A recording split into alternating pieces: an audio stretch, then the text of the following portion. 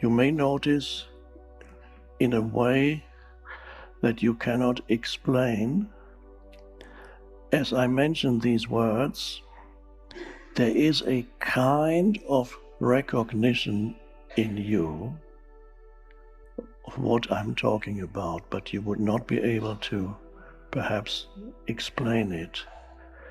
Because as I talk about presence as a state of consciousness, as I talk about it, there's not only the words which are signposts that are pointing towards it, there's also underlying the words and in between the words, there is already that state of presence.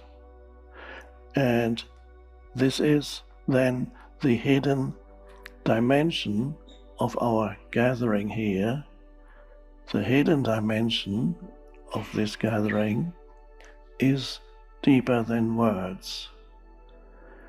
And this is why sometimes I slow down a bit, it just happens, so that you don't attach excessive importance or give excessive attention to the words. They are helpful, but don't be like somebody who collects signposts and has a wonderful collection. Let's say the signposts say Rome or Mecca, and they point that way and say, oh, this is a beautiful signpost, I'm going to keep this and talk about it. Then after a while you confuse the signpost with the destination. So you don't become a collector of signposts, because then you become intellectually very knowledgeable, perhaps about spirituality, but you're like the proverbial person who writes a PhD about honey without ever having tasted honey. So there is a knowing, the possibility in you of accessing a knowing that is non-conceptual. And this is completely overlooked in our civilization, almost completely, because our civilization encourages the ability, even already in young children, to conceptualize and to analyze and to think. And the teacher asks a question, and the best students, according to the educational system, are those that immediately go, I know, that's not it. And then you begin to mistake names for the deeper reality of things. It starts with something like when the child learns language, and the child asks the parent, what's that? The child is looking at a big something, doesn't know yet what it is. What's that? And the dad or mom says, that's an oak tree. Oh, oak tree. Okay, thanks, Dad. And from then on, whenever the child looks at that kind of tree, he says, oh, that's an oak tree. And they confuse the naming with what it is. In many, many cases, when you think you know, it's only the illusion of knowledge, because you've attached labels to things. And the moment the mind attaches a label to a thing, the mind says, oh, now I know. Dad, how do birds find their way when they migrate every year from here to South America, and how do they find their way back to their nesting grounds the following year? How is that possible? Dad, please tell me. And the dad says, oh, that's easy. It's instinct. Oh, okay. You've attached a label, now you think you know how it works. Oh, it's by instinct they find. Then the exam comes, and right, by instinct the birds find, oh, great, you get an A+.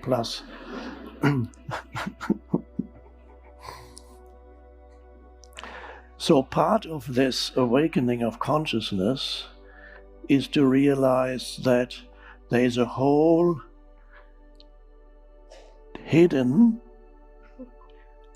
until now, or until recently, there is a whole dimension of consciousness in you that you had been unaware of, that you had always overlooked, a whole dimension that actually our whole civilization is continuously encouraging you to overlook. Just don't look there. And there are many ways in which we can approach talking about it, but more importantly, of course, we are here to deepen our experience of that dimension. And that dimension of consciousness, which in spiritual traditions, all the ancient teachers have pointed to it, using different kinds of signposts, which of course the collectors of signposts say, no, this signpost is totally different from that one. Look, they're totally different writing on it, and let's analyze it even more, not realizing they point exactly the same way. So the ancient teachings and teachers have spoken about it in various ways, whether they talk about liberation, awakening, salvation, or the Buddha in negative terms, the end of suffering, or another term the Buddha used is emptiness, which is not very inspiring, as you might have noticed, but it's very deep. If the Buddha says emptiness, he's giving you a signpost that is very hard to take and say, I believe in this signpost, because it's a negative term. But he's pointing to a certain state of consciousness, he's pointing to a certain realization, and he calls it emptiness. Very wise, because this discourages people from worshipping the signpost. You can worship the kingdom of heaven. It's the term that Jesus used. By the way, they talk about exactly the same thing, as you'll see in about 2 minutes. They talk about exactly the same thing, but the Buddha's, one of the key terms in Buddhism is sunyata, which means empty, translated as emptiness.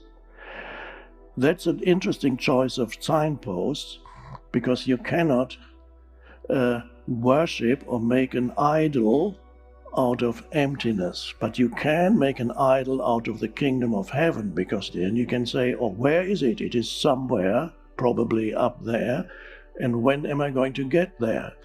So you create space and time, and then the kingdom of heaven is a certain location, and you can even becomes part of your thought structure, and you begin to worship the kingdom of heaven, not realizing that it's a signpost.